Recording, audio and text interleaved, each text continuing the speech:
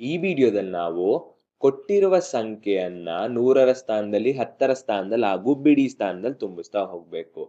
ಇಲ್ಲಿ ನೆನ್ಪಿಟ್ಕೋಬೇಕಾಗಿರೋದು ಬಲಗಡೆಯಿಂದ ಕೊನೆಯ ಸಂಖ್ಯೆ ಏನಿದೆಯೋ ಇದು ಬಿಡಿ ಸ್ಥಾನದ ಸಂಖ್ಯೆ.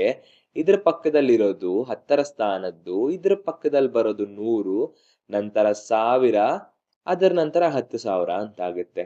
ಇಲ್ಲಿ 3 ಸಂಖ್ಯೆ ಇರೋದ್ರಿಂದ ಮೊದಲಿಗೆ ಬಿಡಿ ಸ್ಥಾನದಲ್ಲಿ ಯಾವ ಸಂಖ್ಯೆ ಬರುತ್ತೆ ಅಂತ ಹೇಳಿದ್ರೆ ಈ ಸಂಖ್ಯೆ ಬರುತ್ತೆ.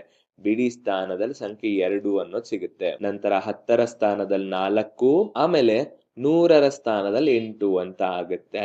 ಇದನ್ನ ಹೇಗ್ ಬರಿತೀವಿ, ಬರ್ದಿರೋದ್ ಸರಿ ಇದೆಯಾ ಇಲ್ವಾ ಅಂತ ನೋಡಕ್ಕೆ 100ಗಳು ಎಷ್ಟಿದಾವೆ ಅಂತ ಹೇಳಿದ್ರೆ 8. ಹೌದು ಅಲ್ವಾ?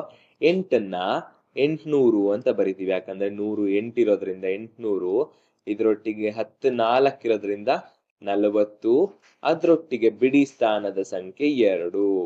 ಇದನ್ನ ಒಟ್ಟುಗೂಡಿಸಿದಾಗ ಏನಾಗುತ್ತೆ 842 ಅಂತ ಆಗುತ್ತೆ.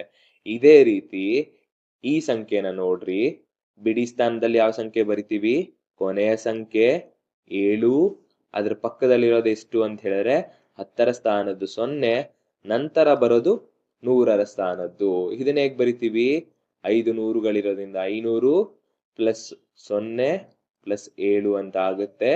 ಒಟ್ಟುಗೂಡಿಸಿದಾಗ 507. ಇದೇ ರೀತಿ ನಾವು ಕೊಟ್ಟಿರೋ ಪ್ರಾಬ್ಲಮ್ನ ಸಾಲ್ವ್ ಮಾಡ್ತಾ ಹೋಗ್ತೀವಿ.